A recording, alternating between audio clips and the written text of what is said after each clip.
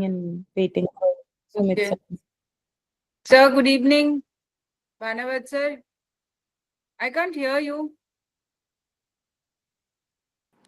आपकी हाँ जी, आवाज नहीं आ गुड रही। Evening good evening good evening. अब आ रही है ना? हाँ, अब ठीक है। कैसे हैं सर? मैं ठीक हूँ, बढ़िया। अच्छा, वो सुमित जी नहीं आए क्या अभी? आज था? So he has joined. अच्छा,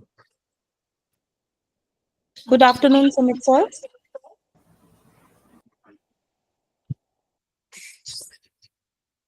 Rama, I think we can start. Sir is with us.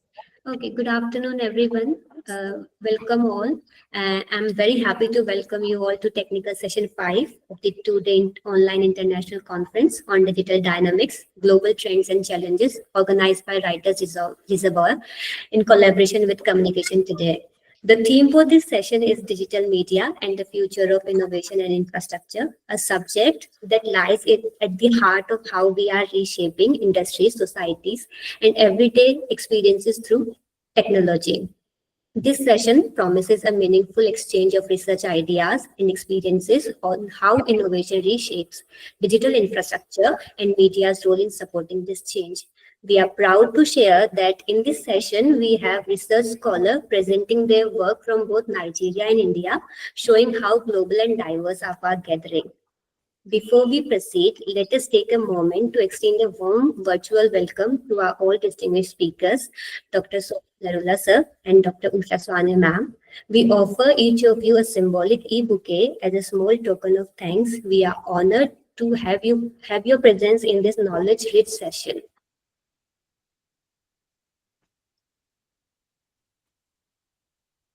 thank you, thank you. Thank you so much. Before we it is my privilege to introduce the esteemed chair and co-chair for this session. Chairing this session, we have with us Dr. Sumit Narula. Dr. Sumit Narula has PhD in Electronic Media and Conflict Resolution from Punjab University, Chandigarh. He is currently working as a Director, Head of Institute in Amity School of Communication at Amity University, Gurgaon. Before that, he was the Deputy Dean of Research at Amity University, Madhya Pradesh. He holds 2 master's degrees and 2 postgraduate diplomas. He has written 2 books on mass communication and journalism and edited 7 more. One of his books, Environmental Awareness of Role of Social Media, published by IGI Publication USA, has been included in Clarivate's books in Citation Index Web of Sciences.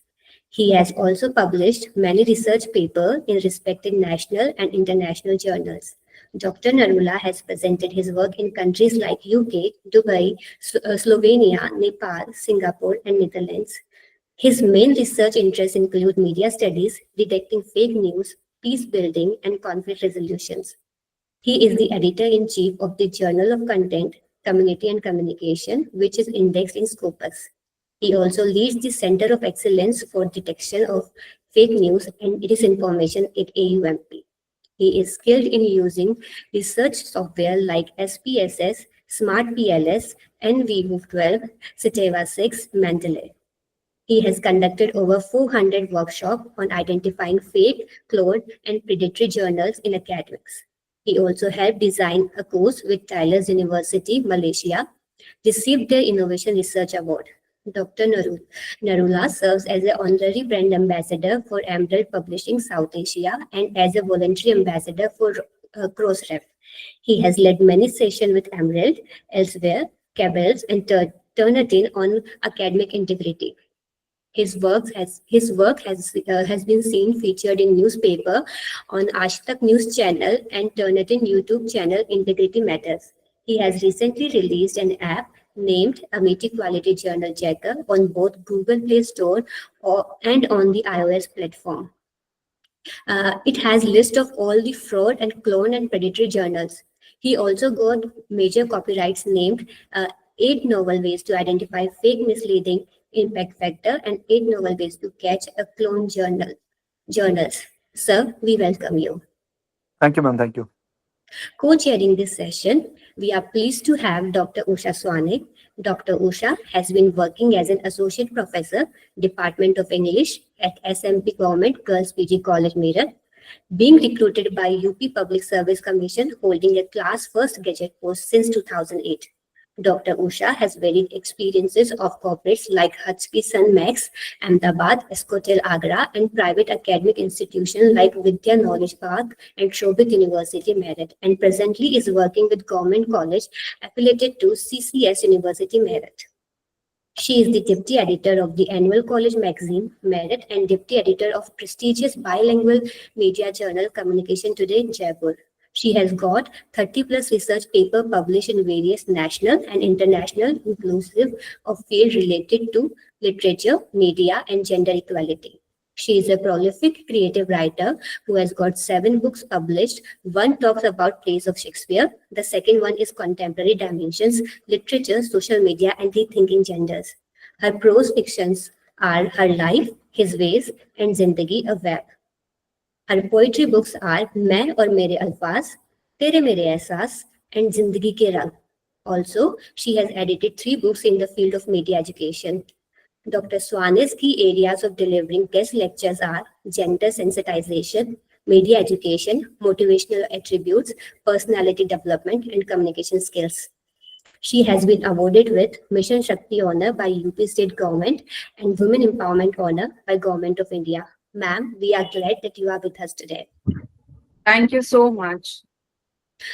Before we begin this session, ma'am, I will like to inform all the participants that you are allotted with 4 minutes to present your presentation and 2 minutes for question and answers round. Now, I invite Dr. Usha Swade, the co-chair, to kindly take over this session and begin the proceeding of paper presentation. Over to you, ma'am. Thank you so much, Ms. Chaudhary. I'm thankful to Writers Reservoir and Professor Sanjeev Bhanavat, who has given this opportunity to me. We would make the ultimate use of this time through this virtual platform. And without wasting here and there a single minute, I would request Parul Soni to kindly take over the virtual platform and start the presentation. And the topic of your presentation I'm reading, so probably you need not to repeat that. That's From Margins to Mainframe, Women Navigating the Digital Landscape. So probably we can have Parul Soni here. Yes, ma'am. Give me a moment to present my PPT. Sure.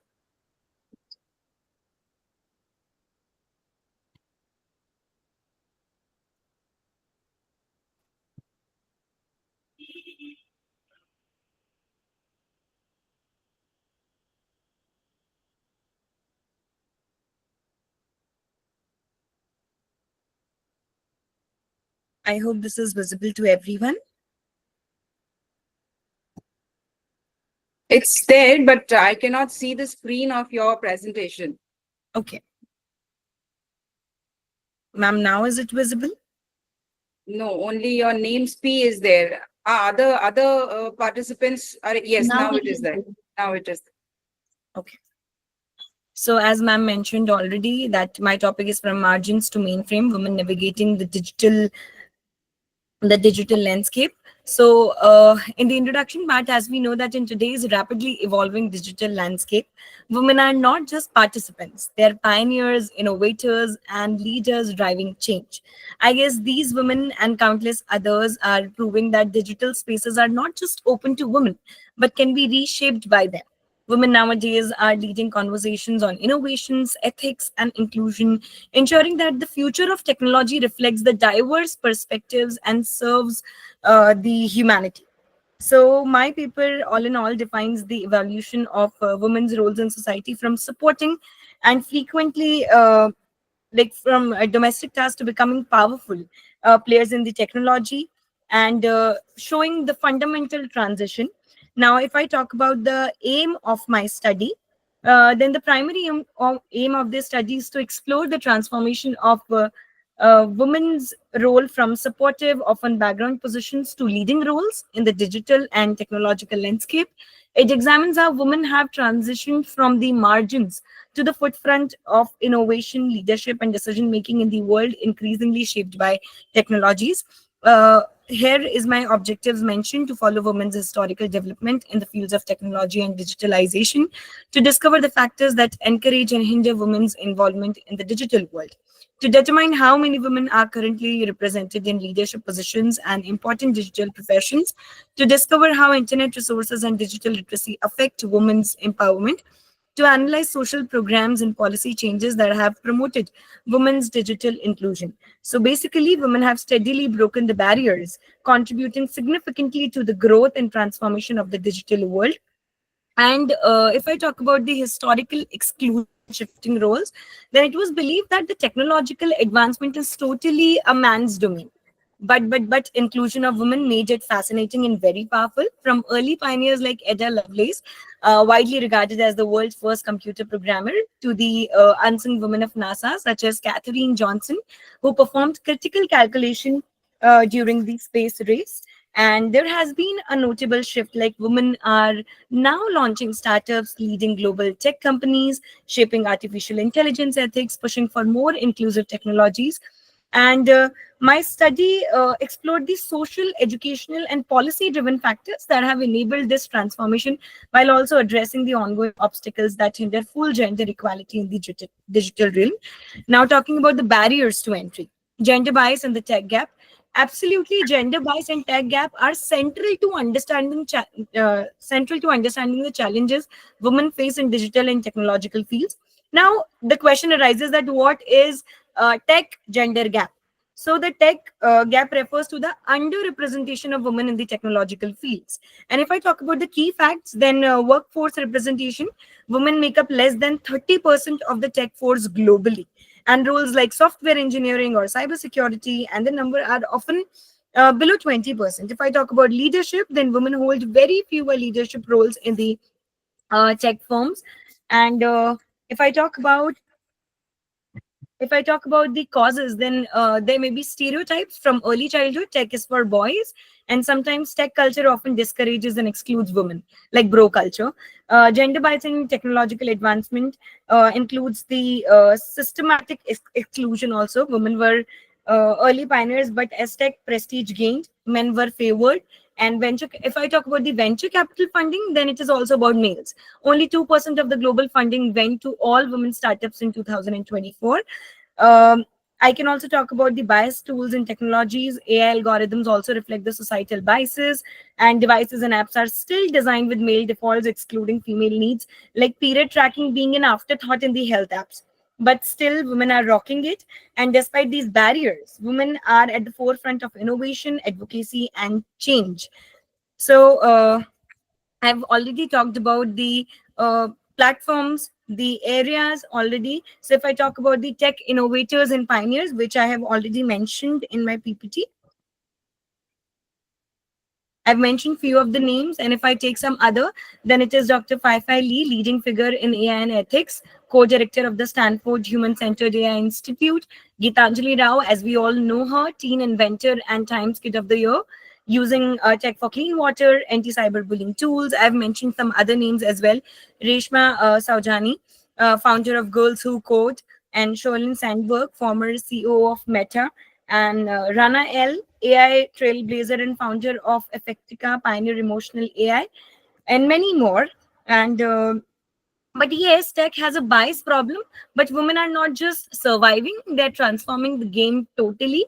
And if I talk about the platforms, they're using it as for creativity, business, and resistance, which I've talked in the next. So they are using these platforms for micro entrepreneurship. Like you can see, WhatsApp groups enable women in rural areas to sell homemade goods, organize informal markets, and coordinate other services. Instagram shops run by women curate fashion, art, and food.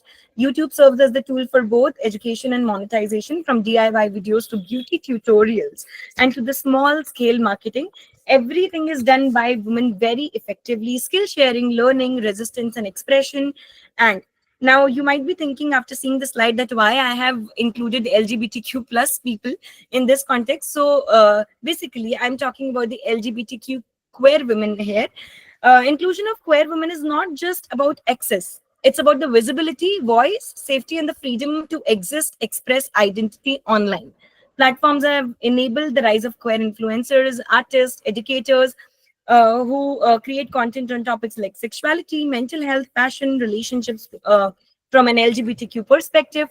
They also showcase digital activism, resistance, community building, and mutual support. If I Miss talk Soni, you need to try to conclude because time is getting over for you. Try to Yes, conclude. yes, ma'am.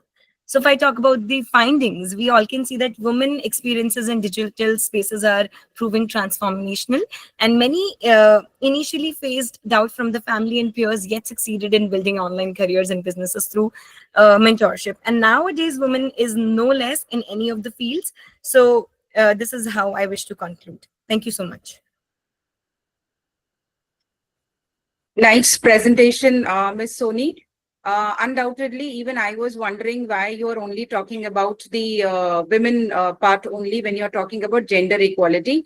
But thankfully, you brought this LGBTQIA community also. It was wonderfully presented by you. That's good.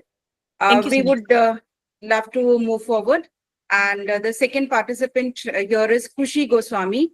And the topic of your presentation, Kushi, is harnessing digital technologies for a smarter world. So if you are there, kindly start with your presentation. Ma'am, Khushi is not here. We can move for the next Okay, the presenter. presentation is by Dr. Priyanka Batwal, Dr. Pratiksha Purohit, and Dr. Tushar Purohit. The topic of the presentation is from chalkboard to smartboard, a study of how EdTech reshaping education. So any one of you is present there, so kindly present your presentation. Good afternoon, ma'am. Am I audible? Yes, absolutely. Good afternoon to all the dignitaries present in today's conference on digital dynamics, global trend and challenges. I, Dr. Priyanka, presenting a paper titled From Chalkboard to Smartboard, and the paper includes the digital tools have revolutionized education in India. The key drivers are smartphone uses, internet expansion, and government support. EdTech offers scalable, personalized, and flexible learning model. COVID-19 accelerated mainstream digital adoption in India in education.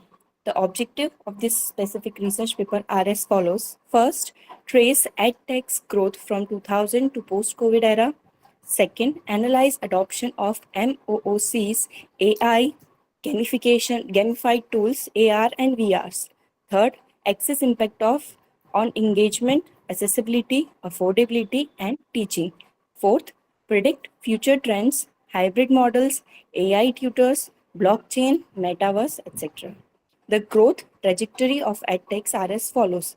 From 2000 to 2009, there was limited access of internet, early government-led computer programs. From 2010 to 2014, startups emerged, internet gains traction. 2015 to 2019, Digital India boost adoption, infrastructure improved to increase technological education. From 2020 to 2024, COVID-19 sparks explosive edtech growth because of the COVID itself, because of the pandemic. More of the people can got the opportunity to learn online. Here you can see in this specific bar diagram that uh, has explained the tragic growth of edtech in India. Major edtech tools in India are as follows. MOOC stands for Massive Open Online Courses like NPTEL, Swayam, Coursera enable access to quality contents. AI-based systems, personalized, performance-driven learning like Byju's. Third, gamification apps like Toppers, Kahoot increase student engagement. AR and VR platforms such as practically offers immersive concept learning. This particular edtech tools have a market share. As I have mentioned in this next bar diagram, you can see that MOOCs have the maximum share in the market, followed by AI-based learning, then gamified apps, and the last one is AR/VR solution. The impact and challenges faced by these tools are as follows. First, impacts. First, increase student motivation and interactive learning. Second, improved access in urban and semi-urban areas. Third, teacher upskilled and blended instructions. There are few challenges as well. First, digital divide in rural region, uneven content quality and privacy concern. Third, over dependence on tech may reduce interpersonal learning. There are some trends and policy which I have suggested in this research paper, which are as follows: trends, blended learning models, AI tutor and real-time adaptive learning, blockchain-based credentials, immersive metaverse-based classroom, and some policies which can be implemented in EdTech just to improve the quality of education. The first is invest in rural digital infrastructure. Second, establish strong data protection policies. Third, train educators in digital pedagogy. Fourth, foster public-private collaboration. In conclusion, I can say these 4 points which can conclude the entire research paper are as follows. EdTech is reshaping India's educational framework. Second, it enhances access, engagement, and innovation. Third, bringing digital gaps and enabling equitable access is key. And fourth and last one is the future calls for inclusive, adaptive, and sustainable digital education. Thank you so much. I hope my presentation was completed in time. Yes, Priyanka, it was well presented and timely done. Of course, Thank we are observing all these changes, and as we all know, that change is the need of the hour and the need of the society. So this, from chalkboard to smartboard, this journey is ongoing and it has to happen. It is happening and will happen. So this is very contemporary topic that you have picked. Very well presented. Good luck. Thank you. Thank you so much. Moving towards the another participant, Yukti Singhal, if she's there. The topic is artificial intelligence in social media, analyzing trends, user impact, and ethical concerns. If you are there, Yukti, kindly start your presentation. Hello, good afternoon, ma'am. Yeah, Am good I afternoon. audible? Yes, continue. Is my PPT visible? Yes, yes.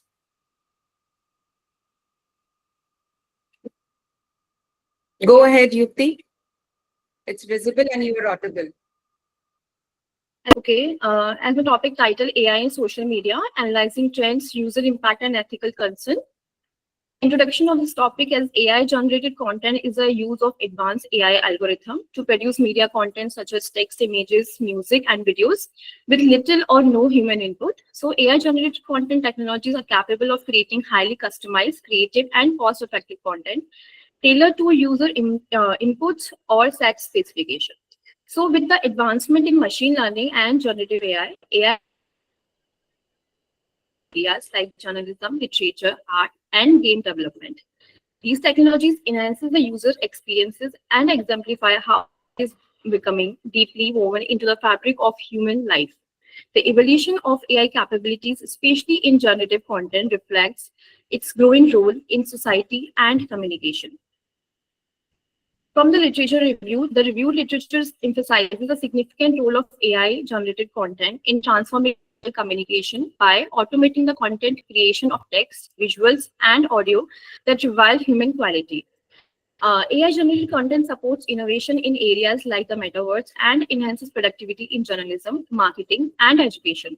Study shows that AI content often leads to higher user engagement, as seen on platforms like Xiaohongshu, where users responded more favorably to AI personalized posts.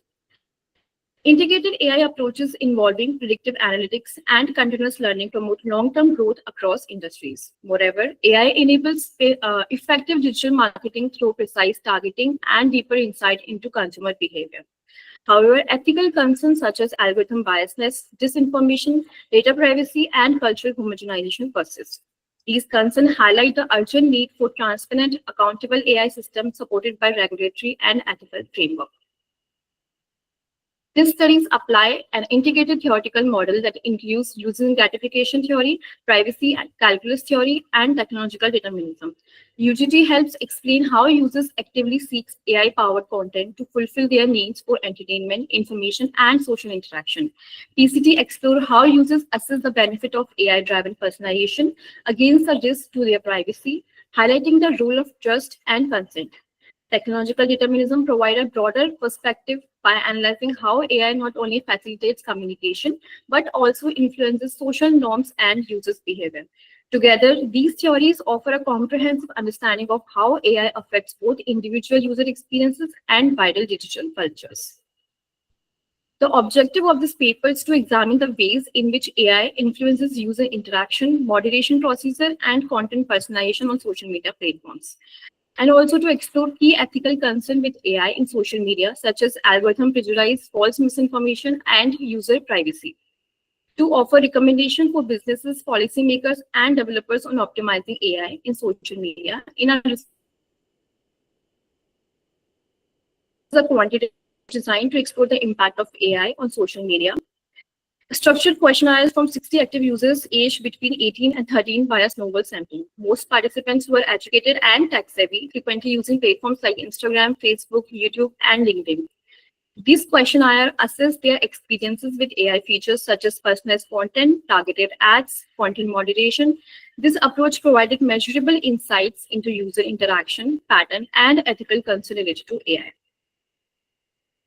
In this graph, the primary social media platform used by the users, the first is the Instagram, then YouTube, LinkedIn, Facebook, Twitter, and Snapchat.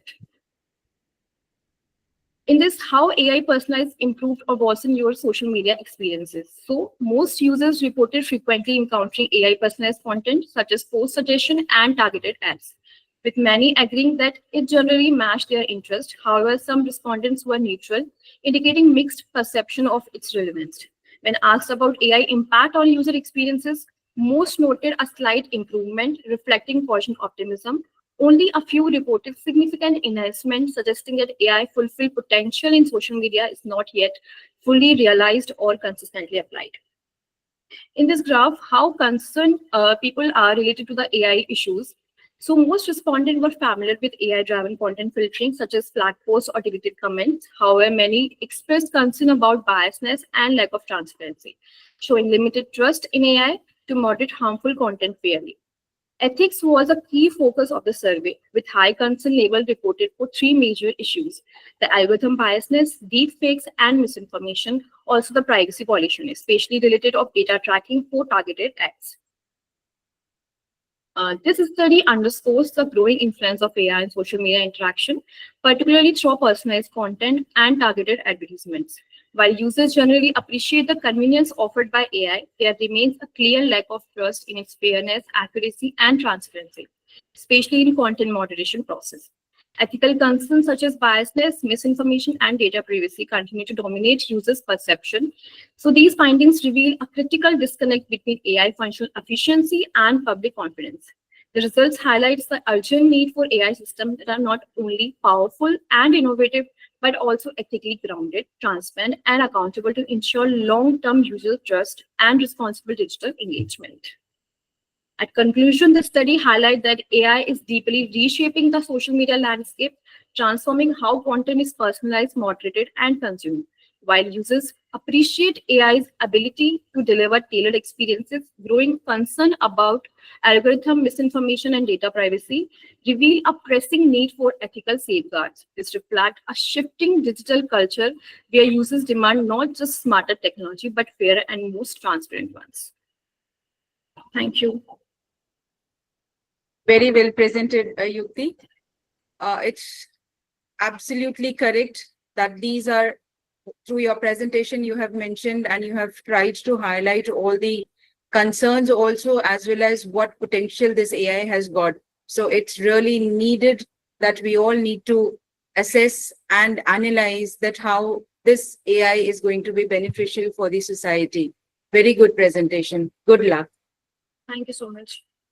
The next presentation is going to be the role of wedding planners in enhancing client satisfaction, a study of contemporary trends and expectations. Bhavika, if Bhavika is there, I would ask you to kindly present your presentation.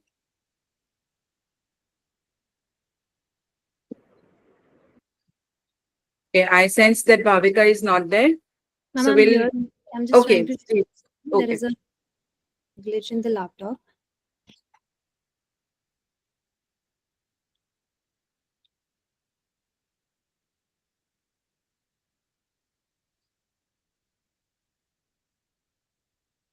Ma'am, I'm unable to do so. Can you provide me a moment for that? Okay, I'll skip yours at this moment and would ask the other presenter. Will it be fine? You okay, ma'am? Fine, no problem. The next presentation is evaluating the use of forensic communication in resolving rape cases by the Nigerian police force. The presenters are Emelek, Joy, Chidma, Dr. Basil. If, yeah, I can see the faces. Yeah, I hope one of you is going to present your presentation. Kindly proceed. Yeah. Hello, everyone. As Dr. Usha rightly said, the title of my paper is Evaluating the Use of Forensic Communication in Resolving Rape Cases by the Nigerian Police. My name is Emelike Joy Chidima. I'm a mass communication student of Evangel University, Nigeria. And the name of my co-author is Dr. Basil Onyeneho. I will proceed. Thank you.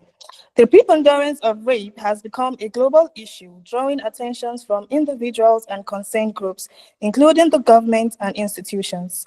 The pervasiveness of rape, particularly in Africa, has cast a dark shadow on the ability of the continent to raise its head above the Sustainable Development Goals, particularly goals number 5 and 10, which focuses on gender equity. A survey on violence against children confirmed that 1 in every 4 women reported experiencing sexual violence in their childhood, with about 70% reporting more than one incident of sexual assault/violence, including rape. Resolving rape cases most of the time depends on the ability of the crime investigators to obtain concrete evidence that will facilitate prosecution and resolution of the crime. For Nigeria, we have the police. Although the police investigates rape cases, the task of communicating forensic analysis in rape is achieved through multidimensional approach, including the use of clinical expertise. Communicating forensic analysis in rape cases can be complicated, except if the communicator understands the message he or she is required to communicate. I will go ahead and state some of my objectives. Some of the objectives are to determine the relationship between forensic communication and management of rape cases by the Nigerian police force. To find out the extent at which forensic communication has aided the Nigerian police force to secure convictions in rape cases. To also identify some of the barriers inhibiting the Nigerian police from effectively deploying forensic communication in the prosecution of rape cases in the country. Some of the methodology used. The detailed work of this is not the detailed work, but the detailed work adopted mixed approach to data collection. The qualitative approach to research is herein presented. Serving and retired police officers who were at one time or the other in their service period, who were also or are involved in the forensic investigation and analysis of evidence calculated for prosecuting rape cases, formed the respondents for this particular study. Secondary data were sourced through DEX research, while descriptive data were collected through primary data approach. The secondary data gave impetus to the background of the study, while the primary data enabled the analysis for the results. The respondents cut across various commands of the Nigerian police, particularly the Enugu State Nigeria Police Command. Confidentiality was maintained during the collection of analysis of the data, hence their identity was shielded. I'm going to go ahead and say some of the findings that were involved in this study. It was revealed that the vast knowledge transmits into extensive use of the tool for investigation and prosecuting rape cases. From the analysis of the data collected from 25 specialized investigators interviewed, the respondents agreed that in the contemporary digitized society, there is a great nexus between the use of forensic analysis and resolution of rape issues. They opined that when the results are adequately communicated by the Nigerian police, it will enhance the quick and accurate resolution of rape cases. It was also held that although the authorities of the force approved the adoption of forensic communication, it is handicapped by budgetary allocation for the person to engage in advanced trainings, while lack of modern technology also to aid the service betters its efforts towards accomplishments. In conclusion, rape cases are prevalent in the contemporary global society, and attempts to nip this hydra on the bud have proved complex and unyielding.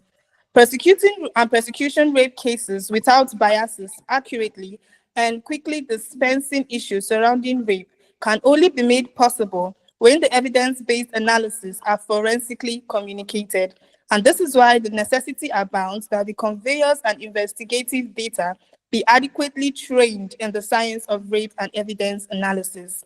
Some of my recommendations are adequate allocation of adequate budgetary is necessary for the police, particularly in complementing for the zeal of the men to legally rid of the society of rape activities and to reduce it to a minimal point. The Nigerian police should continue the adoption of forensic communication as a legal means to aid the mitigation of rape in their society. More so, has a strategy to realize global best practices for the achievement of the Sustainable Millennium Goals, SDGs. Thank you. Very well said, Ms. Joy.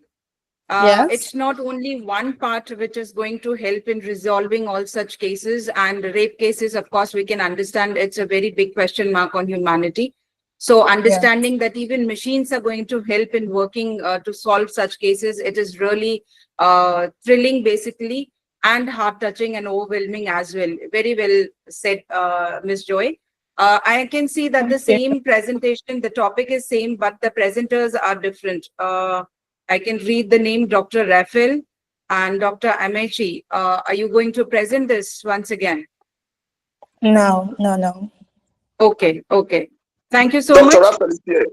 Thank you. Dr. Raphael is here for another presentation. It's done. Okay, I get it. All right, thank you. We'll proceed further. The next presentation will be done by Tithi Goswami, Engineering 4.0, the role of AI, IoT, and big data in future technologies.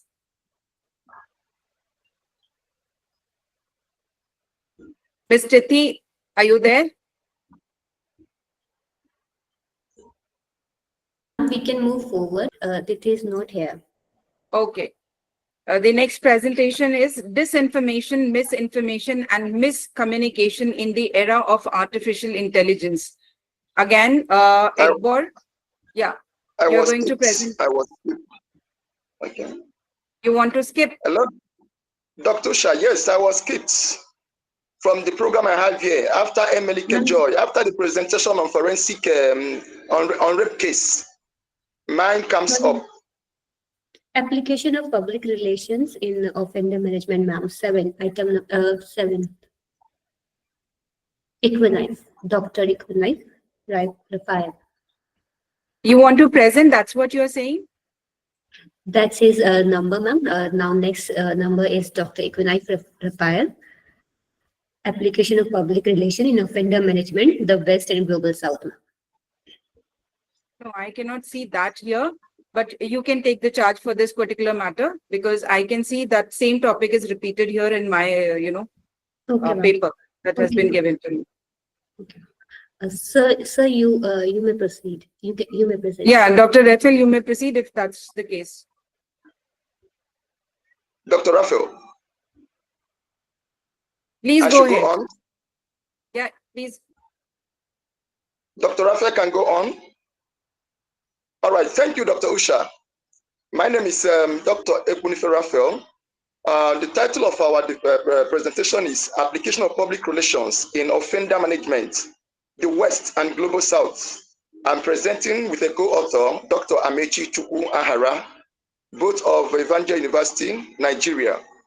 I want to talk about offender management and penal principles. But before I do that, there will be need to give a brief introduction about the nature of prisons in Nigeria. There are different forms of prison in Nigeria. In the pre-colonial Nasarawa in north-central Nigeria, thieves were kept or confined in their compounds, pending when their relations redeemed them. That was the kind of imprisonment according to Gon, 1960. Okay? Then in northern Nigeria, an offender was kept in stocks in a place visible enough in his compound for passerby to see and jeer at him. That was a kind of imprisonment, according to Shajobi Ibikunle 2014. The shame attached to the jeering was enough punishment to cause deterrence. Among the Igbos of the Southeast, chains were used to confine a murderer while investigations continued. Among the Yorubas of the Southwest in Nigeria also, debtors were said to be confined in a place called Tubi. All these were forms of imprisonment even before the colonial masters came. It didn't end there. You know, the Ogboni court in Yoruba land also kept offenders in their prisons for offenses such as witchcraft, murder, notorious burglary, among others. In all this, we could see a kind of writing on penal system in Nigeria. Scholars have agreed that an ancient prison existed in Nigeria, particularly Sokoto in Nigeria, where criminals were kept in a building crowded to overflowing. And at the center of it was a kind of dungeon in which the worst criminals were kept to show the lesser of their crimes. In all this, it could be observed that the history of prison in Nigeria did not start with the colonial masters. Hence, Lord Lugard observed that he met prisons in Kano, Nigeria, when he captured the city in 1900. However, the first of what could be called a modern prison in Nigeria was established in Broad Street, Lagos State, in 1872, with a capacity of 300 inmates. These inmates are kept in the prison in accordance with the Cadre of Justice of Nigerian prisons, which are 1, to keep an inmate in safe custody, 2, to rehabilitate, 3, to reform, and finally, to reintegrate the inmate back into the larger society. All right. This will now take us to talk about the nature of imprisonment in Nigeria and liking it, marrying it, reconciling with public relations. In the year 2006 or 2007 to be precise, Nigeria came up with a policy of what is called correctional administration. This correctional administration was aimed at repositioning the image of the prisons, because before now, the prisons in Nigeria were seen as places of torture, places of punishment, due to the penal principle that established the prisons. But then in 2007, the correctional administration was established by the Repeal and Enactment Act. But then the issue is this, which actually is the gap that this work seeks to fill. When this correctional administration came up, the prison institution established the school system, establishing the school inside the prison, which before now was a very strange thing in Nigerian prison. There was no school organized basic education in Nigerian prison. The first of its kind started in Abakaleke prison in the year 2006. And that inclusive education was aimed at repositioning the image of the prison. It was called the public relation policy of Nigerian prisons. But then this work questions, with that inclusive education, how much of these public relations, how much of change, how much of the repositioning of Nigeria prison image has been achieved? Because even in the face of the correctional administration, even in the face of the PR policy of Nigerian prisons represented by the inclusive education established, we still see unending judicial proceedings. We still see absence of cells classifications. If you go to the prison, you see both the innocent and the guilty, the aged and the underaged, the new-timers and the hardened criminals. All of them are jam-packed in the same prisons. Therefore, people begin to corrupt each other, because as they relate in interpersonal communication or interpersonal communication, we begin to see some sort of similarity in behavior. Now, inclusive education as PR policy of corrections all over the world, we could actually see differences between the global south and the west in terms of prison management, particularly in the use of education as correctional measure, as corrective measure in corrections. If you go to the United States of America, research is so that they have the school diploma system program, which actually is there for prison inmates. In Brazil, we have the educational system where inmates were allowed to read some books, some novels, and they will give report of what they have read. And for each novel, for each work, well read and analyzed, but 4 days is removed for the person's terms of imprisonment. That is in view of public relations. That is in view of correctional administration. If you go to Canada, we have the monthly book club. The University of Queensland is also making the connection project, which enables prisoners to undertake digital technologies. All these are innovations. You can also talk about the John Paul II Catholic University in Poland, which synergizes prisoners with outside world, to obtain education from the outside world. While In all this presentation has three objectives. And one of them is to determine the level of use of PR strategies in the learning process of inmates at Abakaliki and Enugu custodial centers, Nigeria, towards their reformation and reintegration. Number two, this study aims at evaluating the level of efficacy of education as PR policy of Nigerian Correctional Service in Abakaliki, Nigeria, and Enugu custodial centers. The third one, this study has the objective of ascertaining the possible constraints in the use of inclusive education as PR policy in Abakaliki and Enugu custodial centers. Methodology. This study used a mixed method of survey, interview, and even ethnography. For the survey was used exclusively on the prison staff, the operational staff of the prisons, to ascertain how they use inclusive education for the rehabilitation of the offenders. And then the interview was used for the inmates themselves, to ascertain their experiences in their own terms, how the education in the prison is actually benefiting them. And then there was a bit of ethnography where the researchers had to spend some time in the prisons to make a passive observation of what is going on, as whether the education established is actually being maximized for the offender rehabilitation. For the survey, the population was 307, which is a total number of all the students that attend school in Enugu and Abakaliki custodial centers in Nigeria. These are the people that attend school. In that case, we use purposive sampling to find out those ones in particular. And then findings of the study. The study discovered that the introduction of inclusive education as strong Dr. pillar of Rafael, PR. Dr. Rafael, your work is really fabulous, but we need to take care of the time as well. So kindly try to conclude in time. All right, I give the conclusion. The introduction of inclusive education has been very effective in the rehabilitation of offenders and reintegration of ex-offenders into the larger society. That's okay. But then one serious finding is that the use of inclusive education in PR policy of Nigerian Correctional Service towards inmate rehabilitation is still very, very low, very, very low. Finally, recommendation, the study recommended that Nigerian Correctional Service should think more of rehabilitation principles and less of reformation principles. Rehabilitation uses more of education to modify offender behavior, while reformation principles use much of corporal punishment and sanctions. Thank you. I stop here. Thank you so much. I can sense the way you have presented it with full energy and the style that you were talking. Definitely, you have really worked hard to find out the ground, realities of the cases and how the society is going to get trained about it and bring that part of a person's heart involved into it and making understand that how these crimes or these issues can be sorted out nicely. Very well said, nicely presented. Thank you so much, Dr. Rafael. We would proceed further, and I would ask Titi Goswami this time to present a paper, and her paper's topic is Engineering 4.0, the role of AI, IoT, and Big Data in Future Technologies. If Titi is there.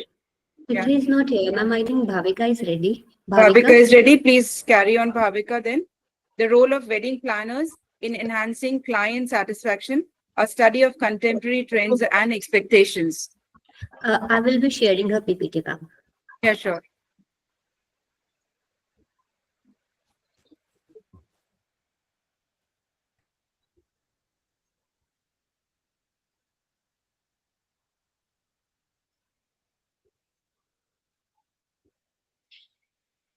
Shall I proceed? Yes, yes. Hello, everyone. My topic is the role of wedding planners in enhancing client satisfaction, a study of contemporary trends and expectations.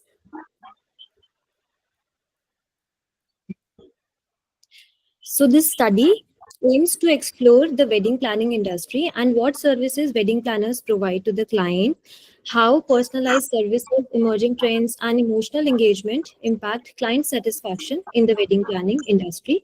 This also talks about the emotional engagement a planner has with the client, and also the familiar treatment the client also provides back to the planner. Also, this talks about the new trends, the new trend going on online on social media platforms also, and also in the wedding planning industry. Next.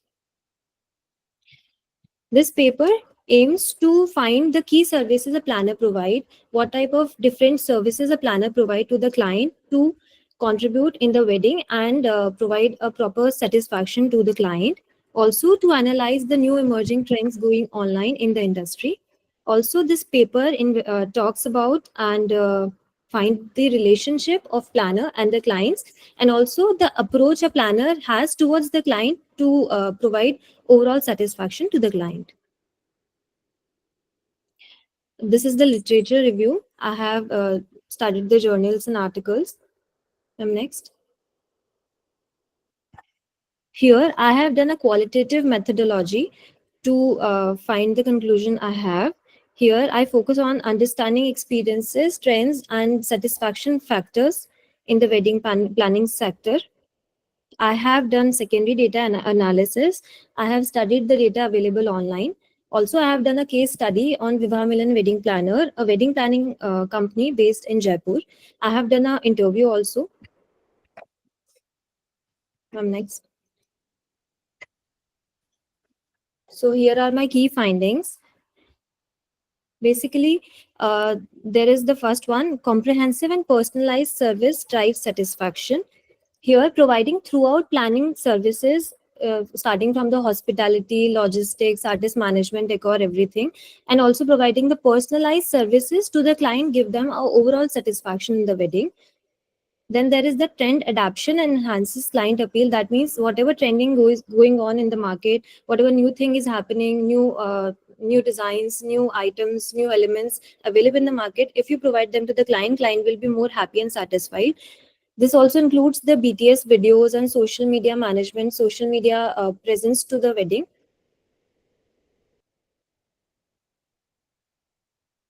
Ma'am, can you reverse it? Yeah.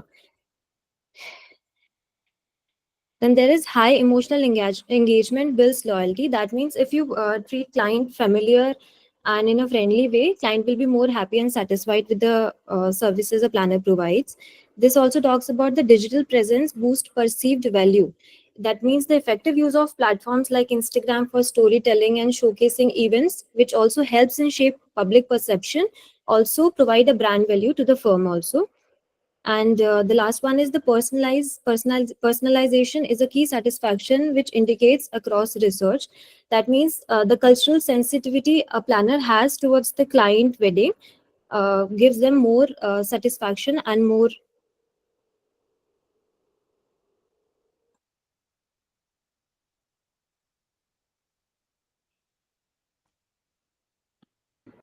Bhavika, we cannot hear you now.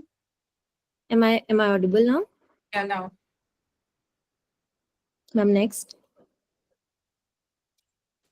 So the conclusion of my study is that emotional connection actually matters. Personal involvement with the client and care lead to the higher client satisfaction that just delivering them the services. So basically, treating the client formally and in a business way gives them not that much satisfaction, and the personal involvement give them better experiences with the planner. Then there is the trends boost engagement. Using social media and following new trends keep services fresh and appealing. Third one is the personalization adds value. That is, custom touches makes client feel special and increase loyalty. The real life support theory.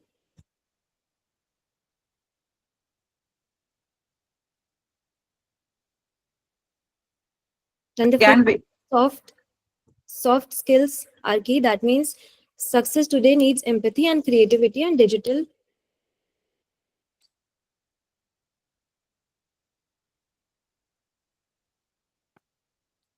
Bhavika, I guess there's some glitch at your end.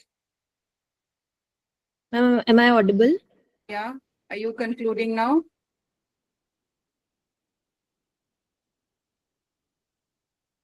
Fine. I think we are not able to reach her properly, but then she has already presented and given the conclusion. So Bhavika, it was again, it was a good presentation. Also, I actually felt like somehow after assessing this presentation that it's so ironical that we had all this, human touch and empathy and understanding and personal care and everything. Still, we have got these machines into it, and now we are trying to find the balance between both the aspects. But still, very well done. Good luck. I would proceed further. Is Titi Goswami there? No, ma'am. Okay, let's proceed further then. The next presenter, Akbar and Emilda and Dr. Basil. Anyone is there? Yes, ma'am. Okay, so your presentation, you'll be presenting upon disinformation, misinformation, and miscommunication in the era of artificial intelligence. Kindly proceed further.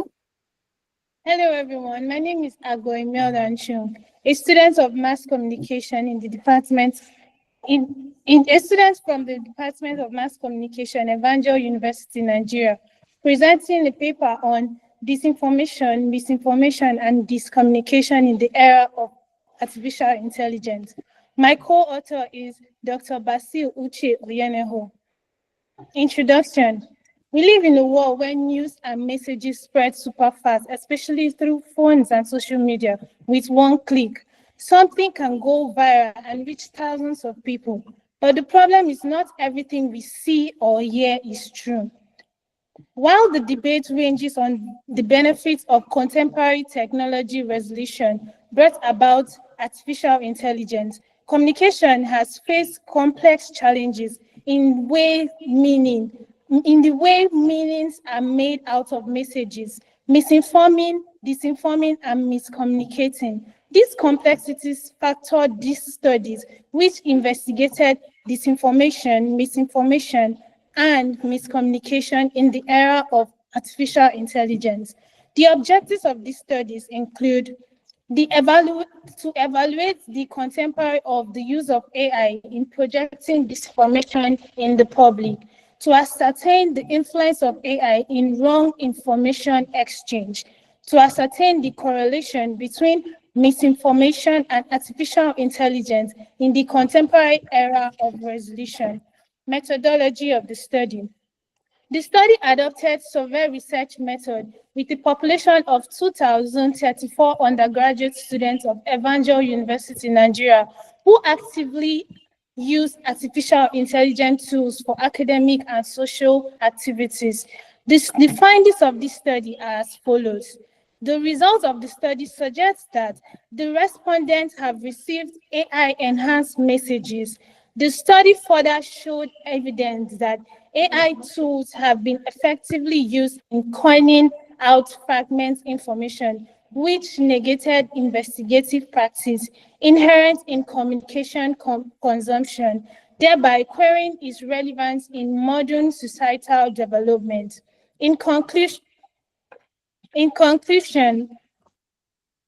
although AI is contributory to the global technological development, fear still persists that it has the potential to create issues for conflict that could engulf the society through disinformation, misinformation, and miscommunication, particularly among weak investigative population who lack analytical acumen to subject messages to critical evaluation. Recommendation. The study recommended that although the adoption of artificial intelligence related tools enhance communication, quantity and quality-wise, content consumption should be subjected to critical evaluation so that the technology will enhance societal development rather than societal divisiveness. Again, AI should be used with caution, particularly among the youth who are largely digital natives, in order to aid their mind development towards being of value addition to the society. Also, regulate AI-driven content. And lastly, institutionalize AI literacy campaigns. Thank you so much. Thank you. Thank you so much. It's a kind of mental battle to understand that how this miscommunication, misinformation, and disinformation can be sorted so that we can come to a point where things are correct and absolute. But this is there not only with the machines, but humanity as well. but we need to have the measures that how we can actually come forward and understand that what is not worth accepting and what is the right resource which should be accepted and then worked upon. Very well said, whatever you have brought forward through your paper. Well done. Good luck to you. Thank you, Ma. We'll proceed further. Next participant is Lokesh Seni. Lokesh, are you there?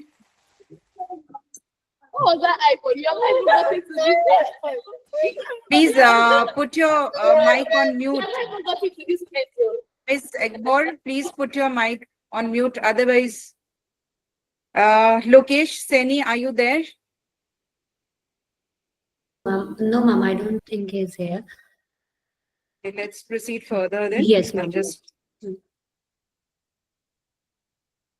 The next paper presenter is Priya Chopra. Are you there, Priya?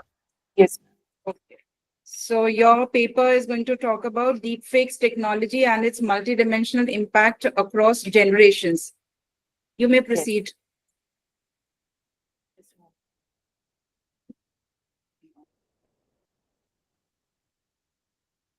Is it visible? Priya, I cannot see. Yeah, it's visible.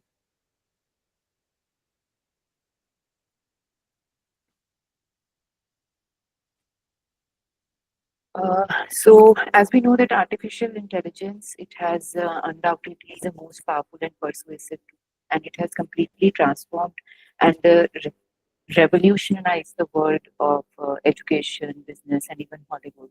The subfield of AI is deep learning, which plays a substantial role in developing various applications and reproduces rather information in a form that is both constructive as well as threatening. So deepfakes are synthetic media basically, which includes images, videos, audio generated by artificial intelligence technology, and that portrays something that does not exist in reality, or events we see that have never occurred before. So various sectors and industries such as pharmaceuticals, healthcare, fashion, media, environment, they all have witnessed a progression after the arrival of deepfakes. So as far as common man is concerned, it has turned common man into a liberated and powerful content creator. But at the same time, it is also referred as a weapon, which is used maliciously for disinformation spreading, misinformation. There are concerns related to privacy violation, malicious content, blackmailing, and many more. Political propaganda is there, celebrity blackmailing is there, financial frauds, and so many other things. So, my objective in this research has been to figure out the level of familiarity among people with deepfake technology. So, people have, and what are their response factors to information which is generated by deepfakes? What are the social, political, economic, and personal challenges people feel from deepfake technology? And there are various trust issues related to that. What are they? What are those trust issues? And to explore that what kind of frameworks we can adapt to counter these challenges. And as far as my methodology is concerned, this is a descriptive method of research. Sample size has been 120, and I have adapted stratified random sampling for that. And sample is divided into generations like Gen X, Gen Z, and Millennium, further divided into genders, males and female. So each stratum size was 20. So this Gen Z division was basically done on the basis of Pew Research Center. The age, the eras and the age is displayed on the screen. As coming on to the results related to this, especially with awareness and exposure about deepfakes, only 4% of the total population, and in Gen Z, 8% of the people feel confident to possess expert knowledge about deepfakes. So interestingly, all these self-identified experts, I found that they were turned out to be males. So this disparity among male and female indicate that there could be several factors like exposure to technical knowledge or the interest to learn and seek more, or maybe societal factors which persist among the females. Next is the social media comes out to be the platform from where majority of the respondents across all the age cohorts, they learn about the deepfake, which is followed by news. So only 3% of the respondents received information about deepfake in academic settings. And those respondents... Miss Priya, Yes. keep on clicking on your slides as well. Yes, right. So these respondents were Gen Z and Gen X who have been primarily students and academicians. And across all the age groups and gender dynamics, majority of the respondents, that is just a moment, 41% come across content generated by deepfakes occasionally. And social media is the prime platform on which majority of these respondents get exposed to deepfake content. On the contrary, such content is least likely to be found on official news websites or portals by the respondent. This implies that content, after standard procedures and checks, they reach public, unlike social media. So majority of the deepfake content consumed um, by Gen Z is in the form of art and entertainment, and some same goes the trend with the millennials also. Gen X encounter deepfake content from across all the genres. So Gen X is found to be more exposed to misinformation and manipulated content, and only 5% of the total respondents strongly claim to identify deepfake content. People tend to make mistake deepfake as authentic video and overestimate their detection abilities regarding deep fake. And as far as the news media is concerned, 62% of all the respondents are confident in detecting fake news from real one, which means they hold moderate abilities. So relatively small portion, that is 10% of the respondents, show strong confidence in making this detection possible. And 50% of those, that 10%, belongs to Gen Z. And as far as the perceived threats and benefits of deepfake among the respondent is concerned, so from making movie realistic, revival of legendary artists, multilingual content, access to unique social media platform, deepfake content is regarded as interesting and useful by respondents across all generations. Another interesting trend that emerges from Gen Z cohort, where 13% females find unique social media filters more attention grabbing, while same percentage of male find realistic facts in movie say. So similarly, all the sectors including media, politics, government, finance, banking are found to be vulnerable to deepfakes by majority of the respondents. And more than 50% of the respondents across all age categories find their personal lives to be threatened by deepfakes. However, this level of threat is perceived to be serious to 23% respondents. And only 3% of total females find no threat to their personal life from deepfakes. And these males are basically millennials. So this can be interpreted as a growing awareness regarding risk posed by deepfake among people. So people from all age cohorts and gender find them intimidated by various kinds of privacy threats that includes misuse of personal information, photo manipulation, revenge porn, etc. And it also reflects the existence of fear regarding their personal information being misused and manipulated in the deepfake world. Distrust in the social media, cyberbullying, and misunderstanding, strained relationships are other social vulnerabilities which are found in this research.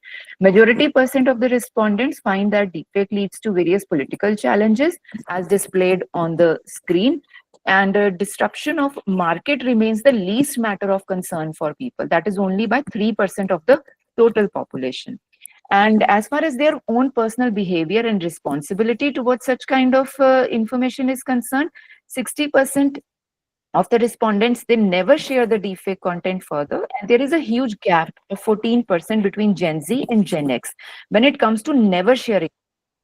This points towards the observation that Gen Z have casual approach over sharing such content, whereas millennials and Gen X, due to their age maturity, due to legal threats and other moral ethical concerns, are cautious about such actions. And majority of respondents are not sure if they had ever been duped by deepfake audio, video, images. And more than half of the respondents, that is around 52%, acknowledge that before sharing the deepfake content online, they likely to verify its authenticity. And as far as the concerns and threats are concerned, the level of concern for malicious impact of deepfake technology is found to be extremely high among all the generations. The impact of deepfake technology is found to be both positive and negative among major respondents. Only 3% of total respondents find its impact to be completely positive. And majority Dr. Priya, try to wind up. Yes, another half a minute. And majority of such respondents are Gen Z. So Gen Z majorly students, and they are using it for the purpose of entertainment or for academics.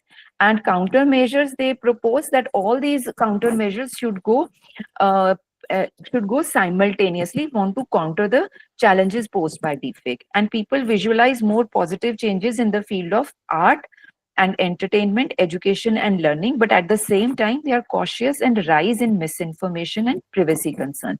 So these are the major findings, and the limitations of my studies was the sample size was only limited to 120, and because the strata does not reflect the real population, because each strata was only 20, limited to 20. So it does not reflect real population proportions.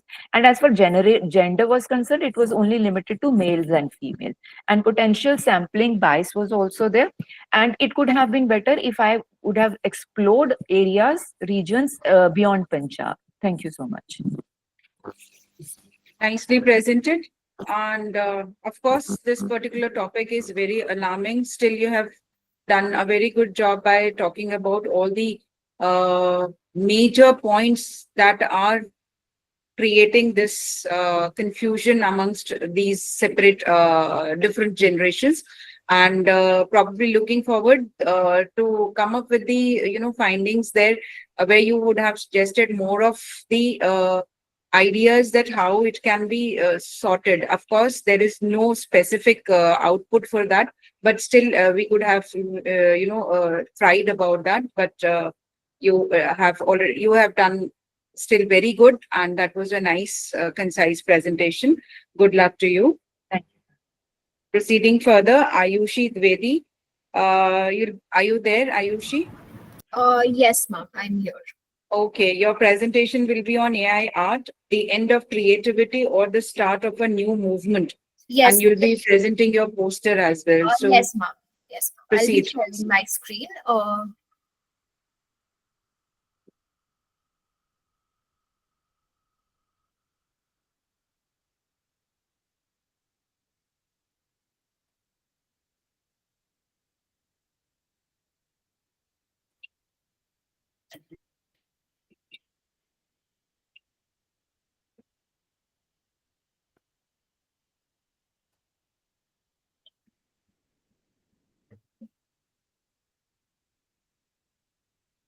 Ma'am, I hope my PPT is visible on the screen.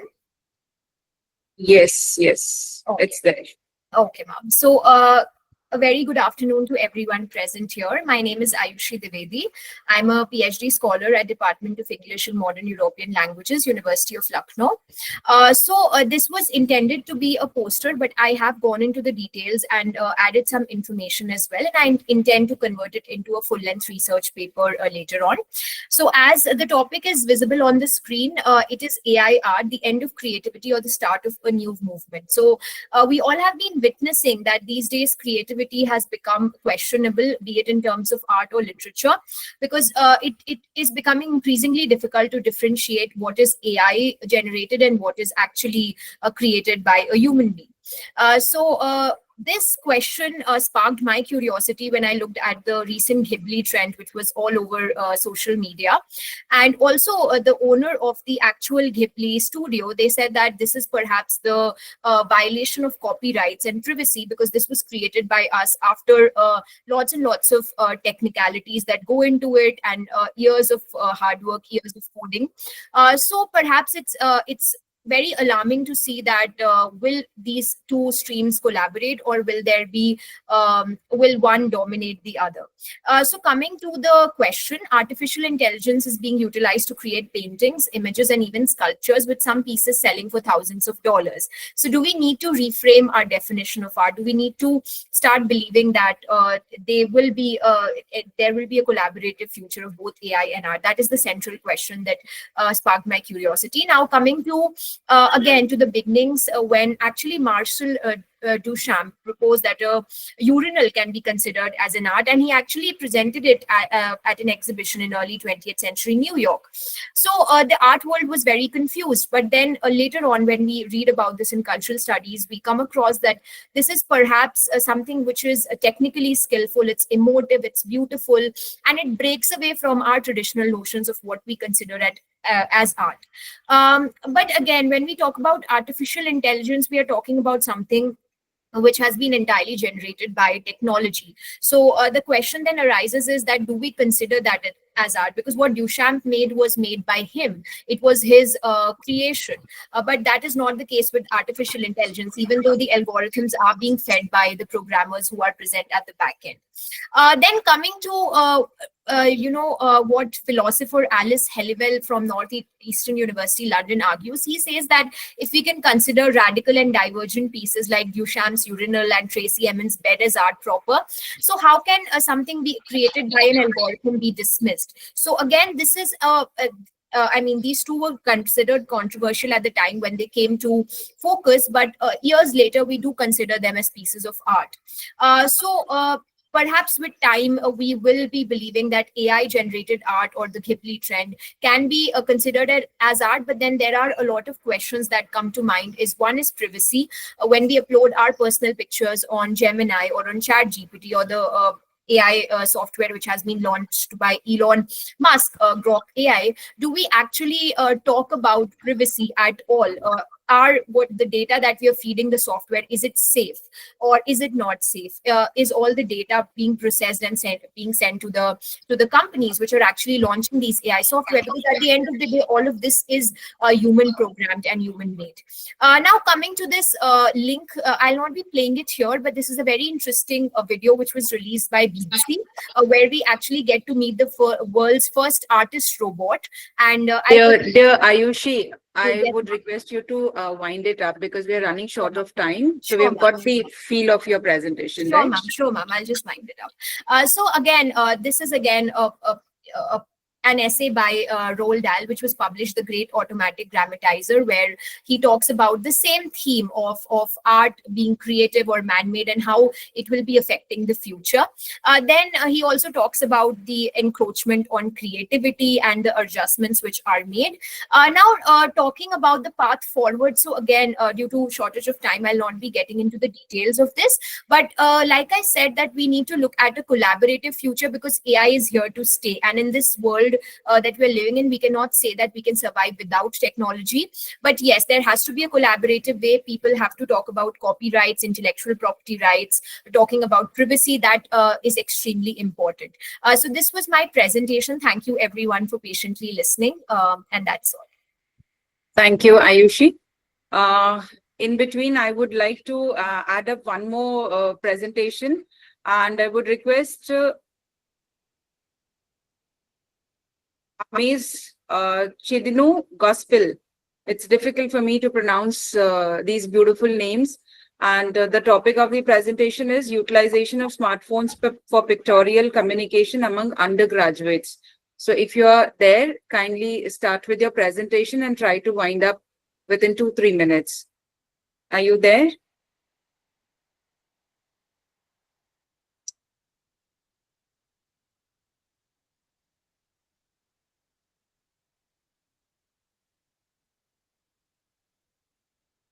I think still the author of this presentation is not with us. Okay, I'll proceed further. And the next presenter is Dr. Angana. Are you there, Dr. Angana? Ma'am, she's not here. We can move to next and next presenter. I can see 3 names over there. Yes, Mr. ma'am. Rajesh Sharma, Dr. They- Tanushree. Anyone is present here? Ma'am, they have sent a video. So with your permission, I would like to play video. Okay, okay. Please go ahead. This one you're talking about the leftover one, which was not being conducted earlier. Or the navigating the growing effectiveness. Which one Yes, you're ma'am. talking about? Yes, ma'am. Okay, okay.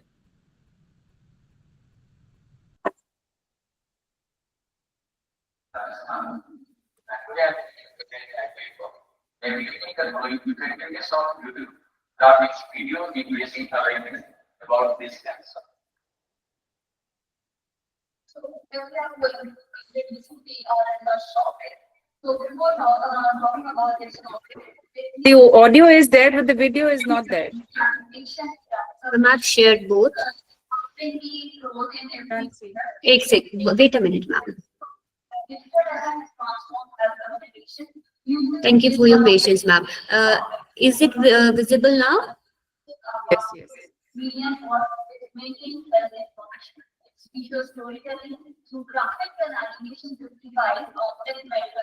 Hello, hello, hello, hello, hello.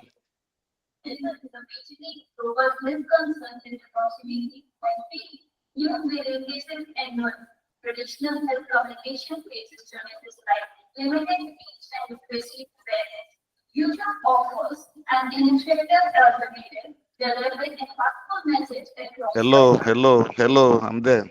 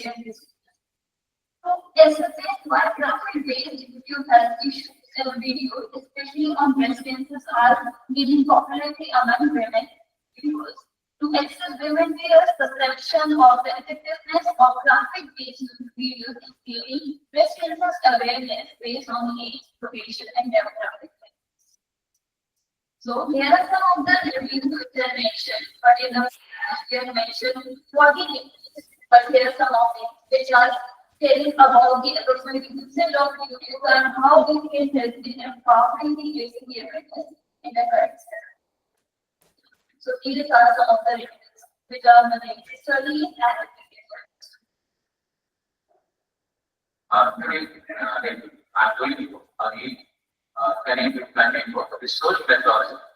And in this paper, I have followed quantitative design using online survey on 27 Google Maps, women-based 30 to 72 activity fields, and activity participated on video. And also, they have created a questionnaire to the Google Forms and collected the data and content. The survey included demographic YouTube uses, understanding of graphics and video impact. Data was analyzed using the descriptive statistics in Excel. Participation was voluntary and confidential during ethical standards. Key findings. And these are the basically key findings in our paper. I would Hello, request hello. you to kindly come to the conclusion part. Yes, ma'am. Hello, hello, hello. Hello, hello, hello. Enhanced literacy and early detection, collaboration between Sir, if you want to say something, please write in the chat box. creators and health agencies is vital to ensure responsible, impactful communication. Thank you. Thank you for playing this video. It was again a good effort by AI means that the person is not there but still made the video and did this attempt. Good, thank you so much. Proceeding further, the next presentation is by Dr. Vaishali Gupta. Are you there, Dr. Vaishali? I think Dr. Vaishali is not there. I'll proceed further. Mr. Gulshan Kumar, are you there? Ma'am, she's there. Okay, please. Vaishali is there. I couldn't hear anything, no? So Vaishali, please go ahead. please unmute yourself. Yeah, good noon, ma'am. Ma'am, just give me a minute to start my presentation. Sure. Our presentation's topic is role of EdTech in soft skills development. Ma'am, is my PPT visible? Yes. Okay. Hello, everyone. I'm Dr. Vaishali Gupta. I'm a soft skills trainer, corporate trainer, and personality development coach. So as said that my topic is role of EdTech in soft skills development. And these are the contents. Moving on further, first I would like to introduce about the topic. That is, my topic consists of 2 points. Basically, what is EdTech, and second is soft skills. So when I talk about the soft skills are basically those interpersonal and behavioral skills and those professional skills which are required today by the students and by the corporates and by every individual when it comes to their workplace. So it includes communication, teamwork, leadership, and emotional intelligence. And if we talk about soft skills and technical skills in the traditional time, technical skills were considered more important, but as the time is changing, soft skills are gaining importance. And then the third point is, what are the challenges in traditional training? I myself have been a trainer for the last 7 years, and I have found that the traditional methods lack scalability and personalization, which I could achieve through this EdTech technology. So now, if we talk about EdTech, how it emerged in India, so everybody talks about the negative parts, negative points of the COVID. I would say that COVID has given something new to the world. That is, it has increased the adoption of virtual training and development solution. To prove my point, I have included the case study of a Harappa education. Now, first, I'll tell you about the research finding on the soft skills. Why I'm saying that soft skills are important as the technical skills. Why? Because the LinkedIn Global Talent Trends Report 2025, it says that 92% of hiring professionals believe that soft skills are equally and more important than hard skills. And there's one more point, that World Economic Forum, which says that 70% of employers expect to hire staff with new skills. So now it is a stage where everybody has to work on their soft skills. Now, what can be the medium for it? So now, as I have already discussed about the World Economic Forum, we have talked about the limitations of traditional. We'll talk about the advantages of EdTech solutions and what would be the challenges in the digital soft skills training. Coming on to the next point, that what is the role of different technologies in soft skill development? The first one is AI powered learning, where personalization through AI platforms. There are specific platforms for each and every learning, like LinkedIn Learning through Coursera. Students can enhance their learning experience. Then AI driven tools evaluate and refine the communication skills. So these are the major points. Then there is very important and interesting thing which not only enhances the soft skills but also your teaching part, that is gamification and interactive learning. Platforms like Kahoot, Duolingo, they can improve that. Then you can, through gamification, you can solve the complex soft skills problem, and then you can get a very meaningful conclusion to it. Then obviously virtual reality and augmented reality, which can give you immersive learning experience. And basically there are some Indian startups like Similanari, Skillsberry. They use innovative VR training techniques in order to enhance the soft skills of their candidates. Then micro learning and on-demand content, which is also one of the important part, that like platforms like Udemy, they provide accessibility to these training points. Then collaborative and social learning, like this conference is also one of the part of collaborative and social learning. And you can have Microsoft Teams, Google Classroom, peer-to-peer learning, which is only possible through EdTech, and which is where digital platforms are playing a very important role. So as I said, that I will present a case study of Harappa education. It was founded in 2018 and it has 4 major features. First is it has personalized learning path, where they provide the learner with career goals and skill levels. Second is faculty-led masterclass. Every time it is not possible for a world-class faculty to go and train the students or teach the students. So through these EdTech platforms, students can take advantage of this. Then gamified assessments and social learning, group projects, peer-to-peer learning, which was earlier confined only to your own group or social group, has now gone beyond the boundaries. Now, what is the advantage of such education? Or I'm just showcasing the results of Harappa education, where it states that 80% of learners reported improved communication skills, 70% felt more confident in leadership roles, and 65% applied their learning during the interviews and workplace tasks. Now, if we talk about the challenges and limitation of EdTech in soft skills development, so you can say that there are certain emerging trends. Like first is AI driven and personalization. Yes, of course, that AI just there's a lack of personalization in this, but there are certain future platforms which will also lead to this personalization. Then immersive learning in metaverse. There are virtual campuses which can provide this immersive learning. Then blended learning, which is a new term which has been coined and which is coming up. That is also one of the point. Then mobile first solution. Your mobile is the best part that EdTech and even EdTech platforms and EdTech apps are being launched on the mobiles in order to provide that good education and soft skill training to the students. Now, what are the recommendations which is required in this? That is infrastructure development, standardized assessment, mentorship integration, and most important, industry collaboration. So I would come to the conclusion that the future of edtech and soft skills development would be that we can have innovative and learning methods through AI, gamification, and VR. And in this way, we can bridge the gap in order to provide a meaningful employment, a meaningful entrepreneurship to the workforce which is coming up in India. And India can emerge as a very powerful, you can say, an employment hub or an entrepreneur hub for the coming world. Thank you.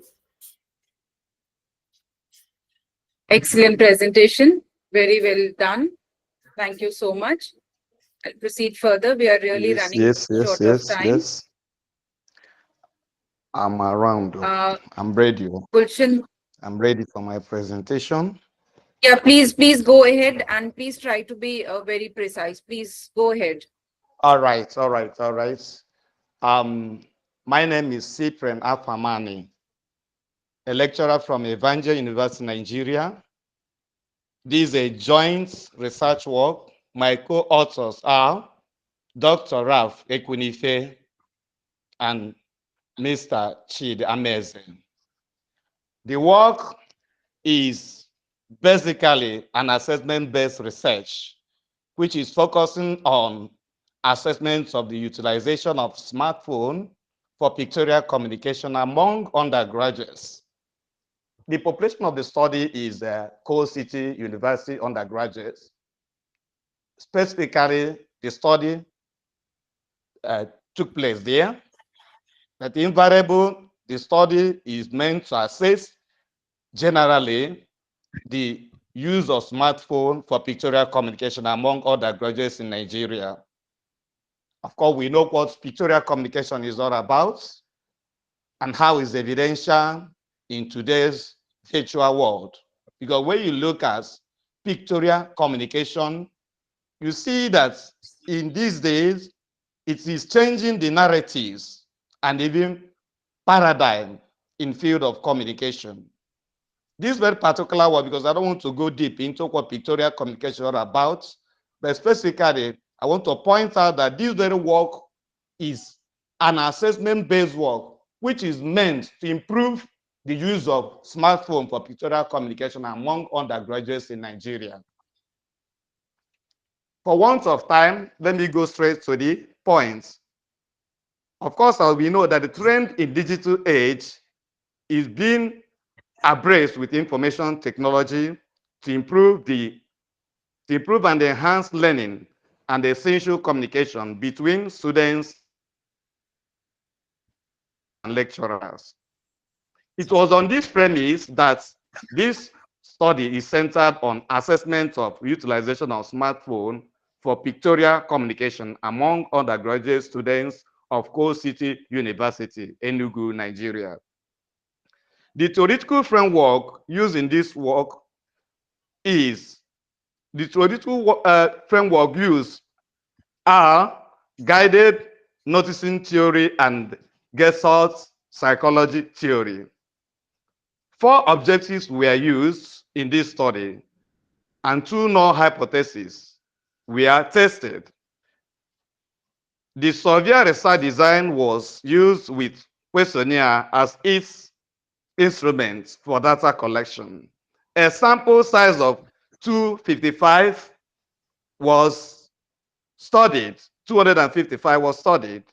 Demographic data were analyzed using sample percentage mean and chi-square value of 26.85 is greater than 7.85, which is the value of alpha 0.05. It showed that smartphone influenced pictorial communication among undergraduates of Coal City University, Enugu.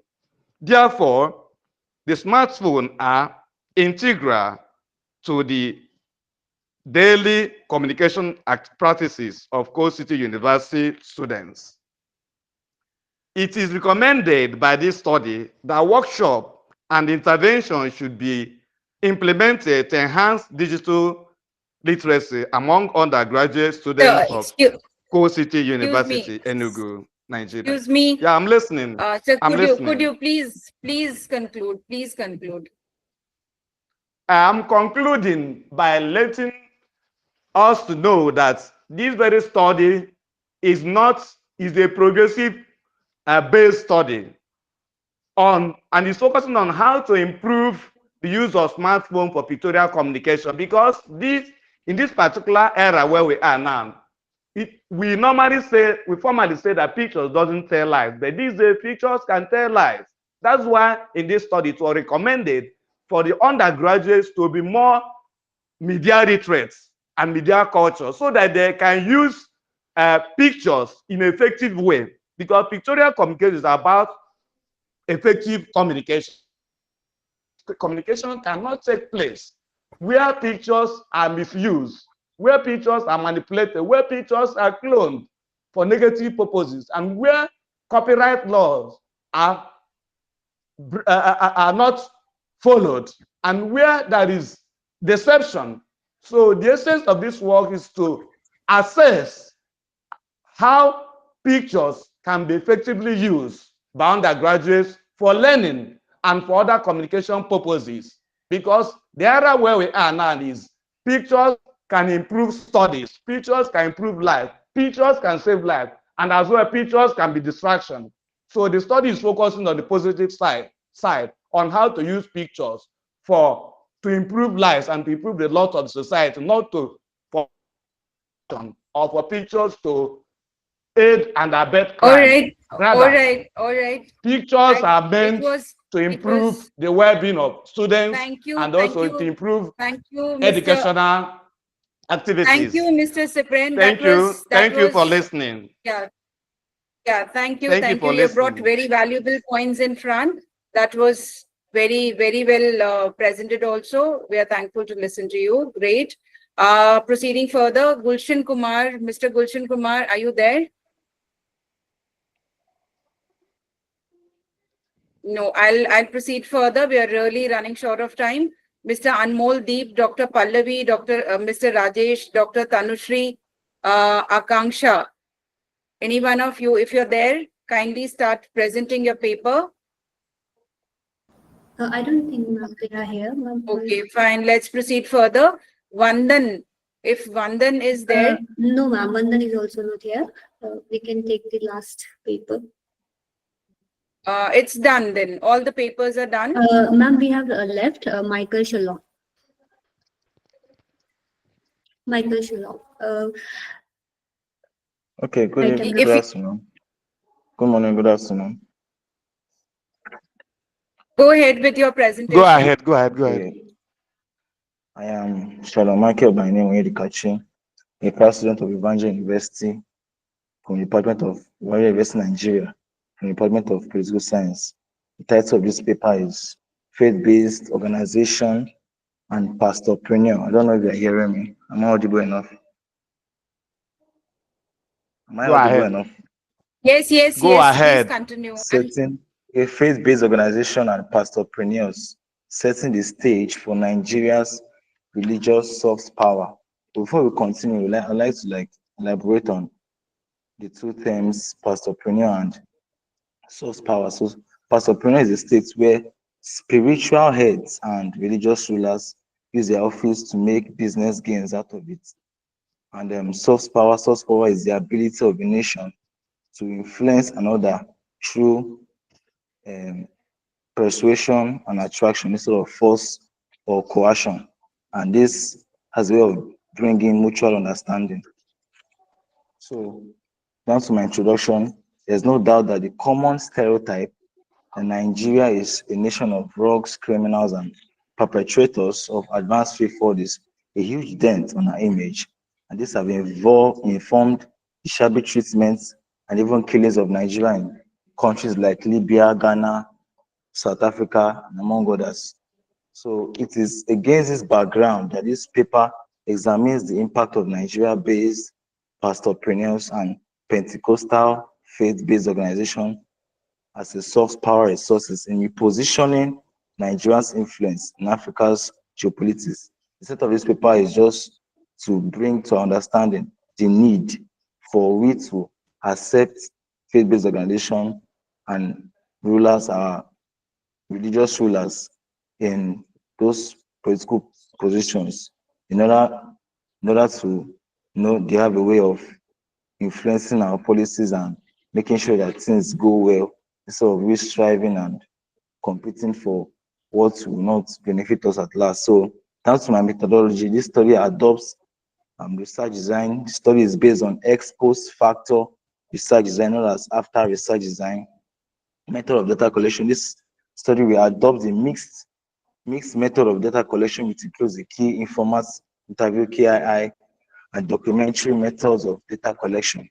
Method of data analysis. This study will use comparative qualitative analysis as its methods of data analysis, comparison of cases, configuration, or variables with a view of not just identifying the similarities or differences, but to understand and explain them.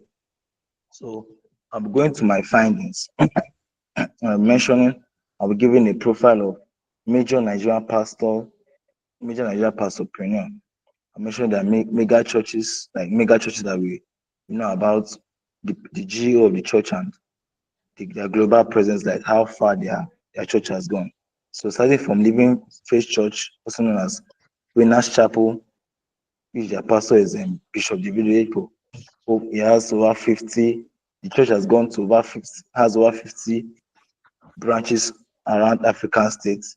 We also have Redeemed Christian Church of God, their GEO, Pastor E. Adeboye, as the church has spanned to over 50 million African states. We also have the Synagogue Church, Prophet T.B. Joshua, has a branch in Ghana. We also have Christ Embassy, and the Pastor Chris Oyakilome. Also have over 50 African states, and so on. So some of the faith-based organizations, so that churches Al-Qaeda, Hezbollah, the Roman Catholic Church, are religions and not status where presence activities shape the international order to a considerable extent. I wish it's possible for our world powers and our rulers to adopt this strategy. If our world powers and even our politicians in Nigeria have these religious rulers as their advisors, or how will I put it, that there's a way that they can advise them to stop some major occurrences, like the first world countries are always seeking for war and to test their power.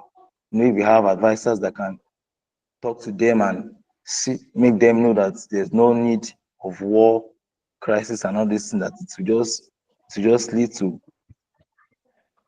bad occurrences at the end and not really profits you. To have a way of shaping and Can you helping please wind it up? Can you please give the conclusive remark, please? Down to my conclusion and recommendation. The main contention of this paper has been that the activities of Nigerian pastorpreneurs and televangelists will significant impact beyond the nation's realm, which can be considered as religious soft power for Nigeria. This study argues that in pursuit of Nigeria's foreign policy objectives and national interests, religious soft power offers a subtle diplomatic platform through the contribution of various religious actors. This existing and potential soft power of Nigeria is grossly underutilized in rebranding the image of the country. It is true. This reality has not been seen, has not been tested before. So I would like it to be utilized. Let's see how our country status can be better over the years.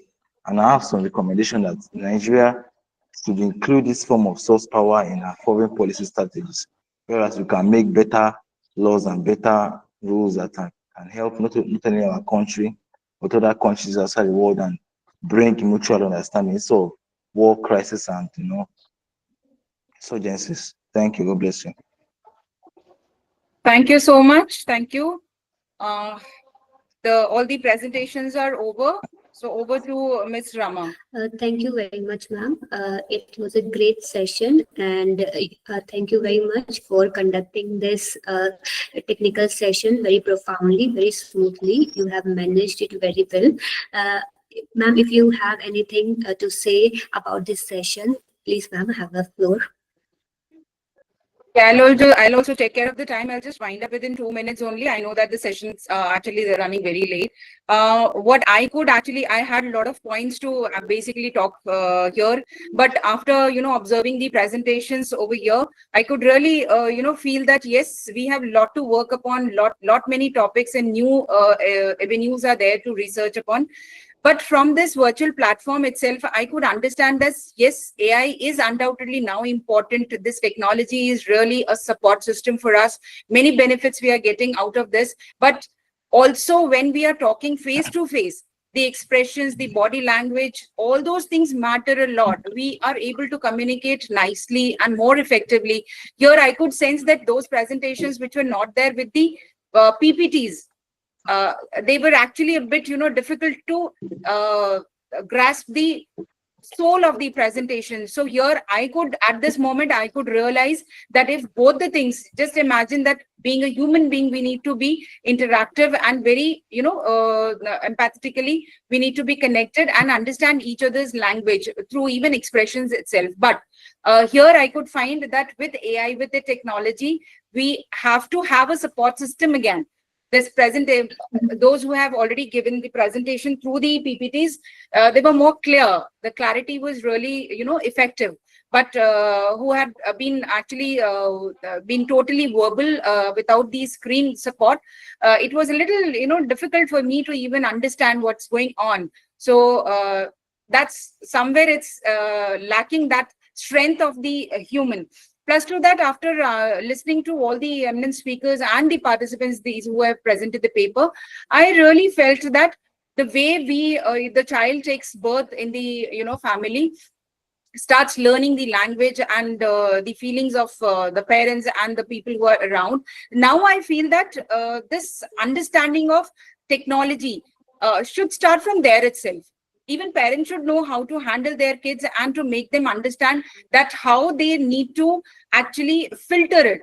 They need to sieve it. They have to have that kind of IQ and EQ, so that they should not go towards the direction where all these terms that I have been listening since the presentation starts, is misinformation, disinformation, deep fake, and what all these things, and wherever the lacks. One of the presentations, she was saying that of course these are helpful tools, but still we need that connection. We need that understanding, and those things can only be done through the human contact, the connect, where we people are actually coming together and then understanding. So of course, anything that comes in existence has got always has got two sides, advantages and disadvantages.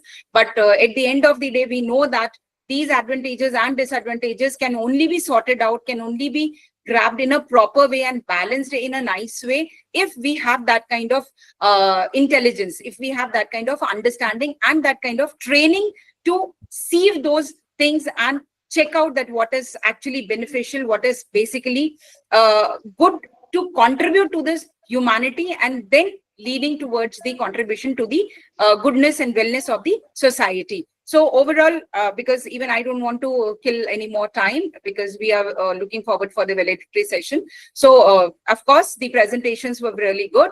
And the effort by the combined collaboration of Communication Today and Writers Reservoir is fabulous, very well done.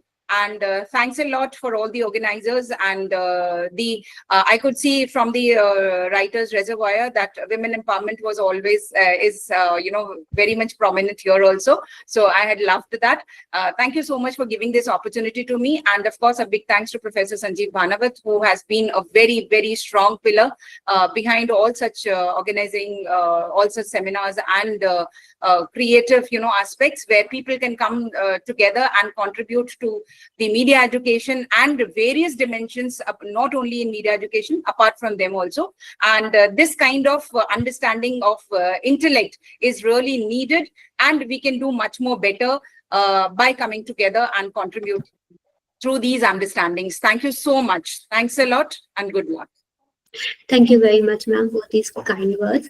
I think we can end this meeting. Thank you very much, all the presenters and guests present in this technical session. It was a very knowledgeable session, knowledge-rich session.